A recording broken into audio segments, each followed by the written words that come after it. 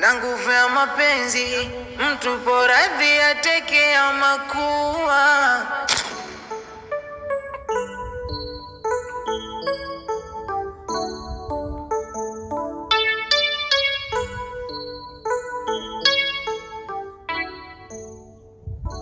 Nakufurahia sana mpenzi wangu, na ndo maana nafurahi sana nikiwa na wewe.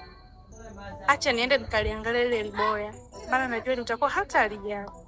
Lakini ukumbuke, jambo letu likifanikiwa, tusiache kumsaidia kakaangu. Na unajua kabisa kakaangu ni mlemavu, na sipendi kumuona katika hali kama ile. Na ndo maana nimeamua kuachana na lile boya, niwe na wewe mtu mwenye pesa ambaye unaweza kumsaidia kakaangu. Kwa sababu kwenye familia yetu tupo wawili tu, mimi pamoja na yeye.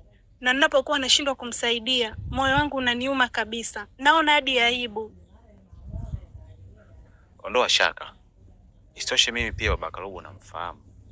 Kwa hiyo nina imani nitafanikiwa jambo lako. Kweli? Ndio mimi. Na ndo maana nakupenda sana. Nakupenda pia.